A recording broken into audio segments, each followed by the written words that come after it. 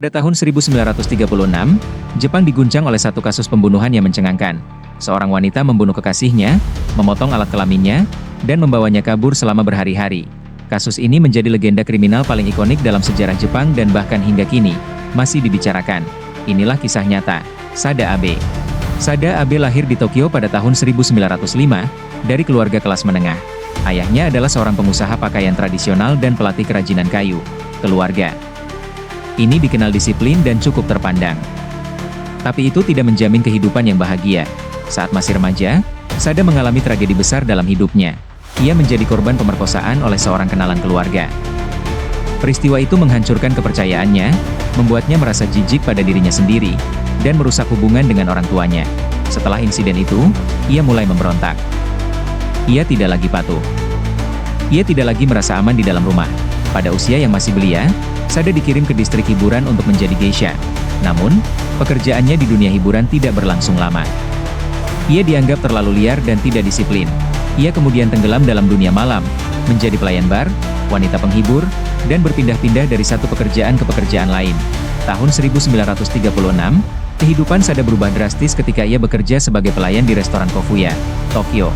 Di sana, ia bertemu dengan seorang pria bernama Kichizo Ishida, pemilik restoran yang karismatik. Kaya, dan sudah menikah, mereka mulai menjalin hubungan gelap. Tapi hubungan ini tidak seperti perselingkuhan biasa. Sada jatuh cinta secara obsesif. Mereka menghabiskan waktu di penginapan selama berhari-hari, minum sake, bercinta, dan menjauh dari dunia luar. Seks dalam hubungan mereka sangat intens, bahkan brutal. Mereka bereksperimen dengan banyak hal, dan mulai terikat secara emosional. Namun cinta itu berubah menjadi kegilaan. Sada mulai cemburu. Ia merasa Ishida mungkin tidak serius. Ia takut ditinggalkan. Ia merasa tidak cukup, ia mulai mengancam, berkata, "Kalau kamu bersama wanita lain, aku akan membunuhmu. Dan membunuh diriku sendiri." Ishida hanya tertawa. Tapi bagi Sada, itu bukan gurauan. Itu adalah janji bahwa jika cinta itu tidak bisa memiliki, maka ia akan menghancurkannya sendiri. Tanggal 18 Mei 1936, mereka menyewa kamar di sebuah penginapan kecil di Tokyo. Seperti biasa, mereka menghabiskan waktu dengan bercinta, minum sake, dan tertawa, namun malam itu berbeda. Di benak Sada, telah muncul rencana. Setelah Ishida tertidur, Sada mengambil seutas kain sutra. Ia duduk di sisi ranjang, memandang wajah pria yang ia cintai, lalu perlahan-lahan, ia mencekik leher Ishida. Ishida terbangun sejenak. Tapi ia tidak melawan, mungkin ia pikir ini hanya bagian dari permainan cinta mereka, namun Sada terus menekan. Sampai tubuh itu tak lagi bergerak, Ishida mati, tapi tragedi tidak berhenti di situ. Sada mengambil pisau dapur, lalu memotong alat kelamin Ishida dengan hati-hati. Potongan itu ia bungkus dengan kertas dan selendang, lalu disimpan di dalam tas kecil. Sebelum pergi, ia menulis pesan di tubuh mayat dengan darah, "Sada dan Ishida, bersama selamanya." Sada kemudian kabur, ia menginap di hotel murah. Minum sake sendirian, menjaga potongan tubuh Ishida seperti harta paling berharga. Ia tidur dengan tas berisi alat kelamin pria yang ia cintai. Seolah itu boneka kesayangan, ia tidak panik. Tidak histeris.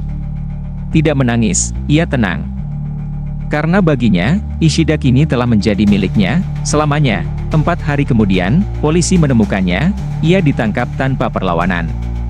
Saat diperiksa, tasnya masih berisi potongan tubuh Ishida. Di hadapan polisi, ia mengaku tanpa rasa takut, "Aku membunuhnya karena aku mencintainya.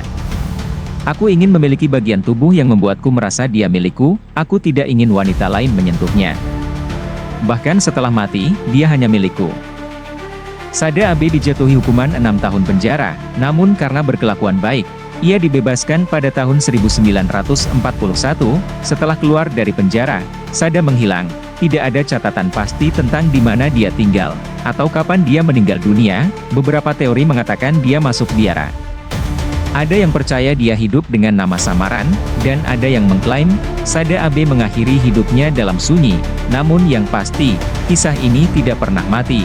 Kisah Sada Abe menjadi legenda kriminal, dijadikan Film, buku, bahkan pertunjukan teater, film paling terkenal yang terinspirasi dari kasus ini adalah In the Realm of the Senses, sebuah film tahun 1976 yang menggambarkan ulang tragedi ini secara eksplisit.